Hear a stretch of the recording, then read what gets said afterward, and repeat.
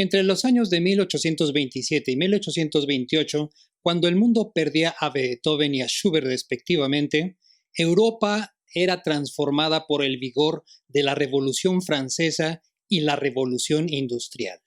Esto provocaba el crecimiento de un nuevo ciudadano, el burgués industrial que iniciaba el amasamiento de enormes riquezas. Florecía una nueva y moderna forma de vida. En la vida artística, todos hablaban de un nuevo movimiento llamado el romanticismo, quien influenció y cimentó las bases de las primeras ideas del universo de la música en este apasionante periodo de la historia. Dejando de lado a Beethoven, quien por cierto no comulgaba con la idea de ser incluido en esta incipiente tendencia, para los primeros románticos el gran hombre era Carl Maria von Weber. Y aquí les voy a decir por qué es que se le considera el primero de los auténticos románticos. Sean bienvenidos, acompáñenme.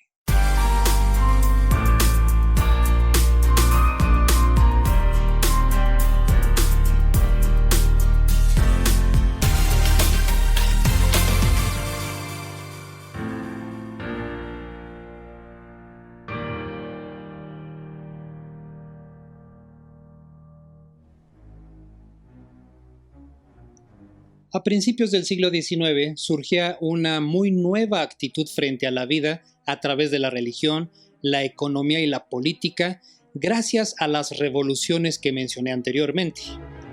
La ciencia y la medicina progresaba a pasos agigantados. La tecnología lo perfeccionaba todo, incluyendo a los instrumentos musicales. Los poetas se alejaban de lo clásico para escribir un verso más lírico y personal. Emergía la vida moderna. Y la música, por supuesto, reflejaba esta nueva era. Alrededor del año 1820 y aún antes, ya las orquestas se ampliaban y las formas musicales adquirían formas cada vez más complejas, exigiendo por necesidad una fuerza de control. El director de orquesta, que figuraría como el virtuoso y la figura que podía imponerse a los egos individuales de los ejecutantes para fundirlos en una sola unidad. Luego entonces se fundaban orquestas y asociaciones musicales con un carácter más permanente. Surgían grandes intérpretes compositores en calidad de virtuosos en quienes la mirada y audición de los públicos centraban su atención.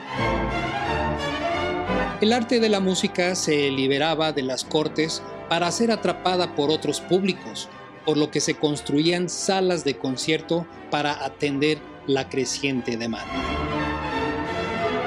El romanticismo temprano mostró el florecimiento de los egos, la búsqueda de la expresión personal intensa y el ideal del arte por el arte. Se dice que el precursor de este inmenso y abrumador movimiento desarrollado a lo largo del siglo XIX fue Carl Maria Friedrich Ernst Georg Luc von Weber, que nació en Eutin, Alemania, el 18 de noviembre de 1786. Era primo de Constant von Weber, esposa de Amadeus Mozart, por lo que de esta manera quedaron emparentados los dos compositores. Este genio aristocrático se interesó en la litografía, fue de los primeros virtuosos de la guitarra, un cantante discreto que perdió la voz cuando accidentalmente bebió un vaso de ácido nítrico, que además fue literato, poeta, escritor y crítico musical.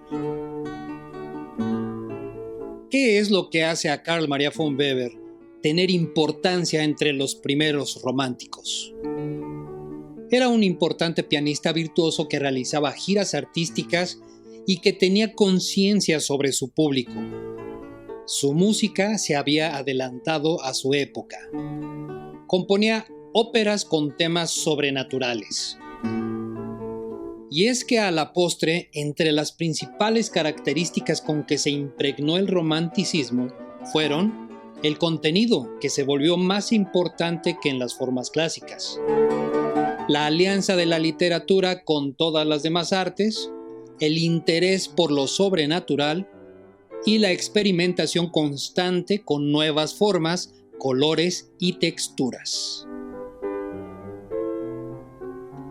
Entre 1830 y 1840 cambió todo el vocabulario armónico de la música.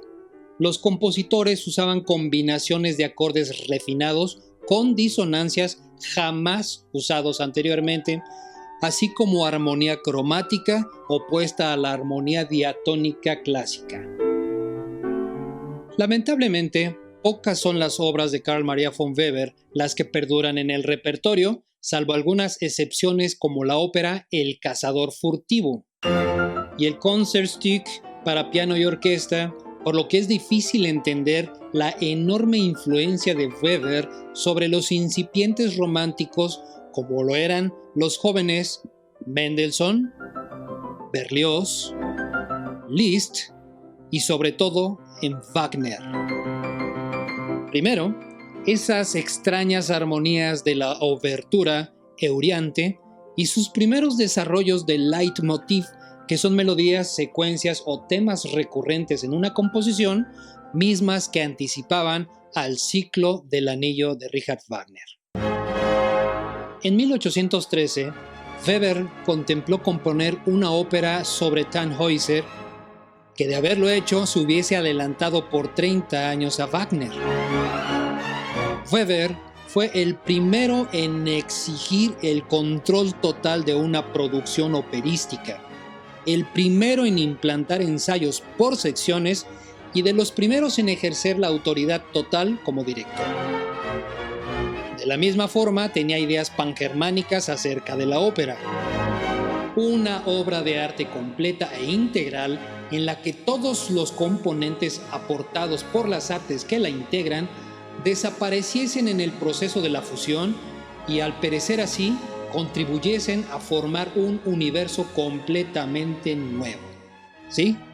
40 años antes de que Wagner expusiera sus teorías de la obra de arte total, la Gesamtkunstwerk.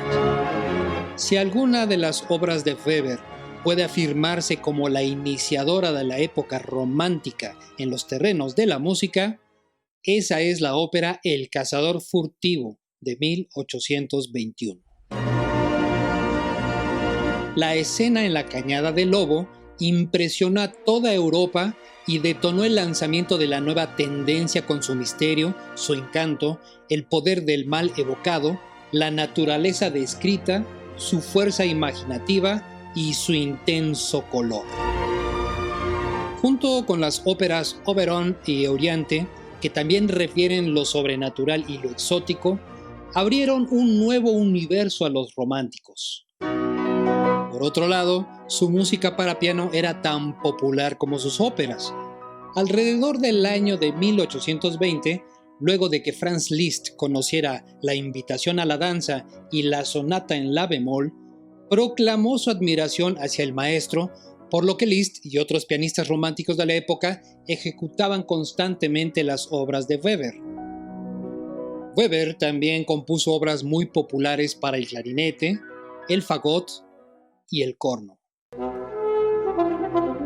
De hecho, su concertino para corno y orquesta exige al intérprete una técnica llamada multifónica, en la que el ejecutante debe producir simultáneamente 2 notas tarareando mientras toca el instrumento. Asimismo, contribuyó significativamente en el repertorio vocal y coral. Su música religiosa fue muy popular y compuso uno de los primeros ciclos de canciones. La orquestación de Weber fue referencia continua en el Tratado de Instrumentación de Héctor Berlioz y fue elogiado por Claude Debussy.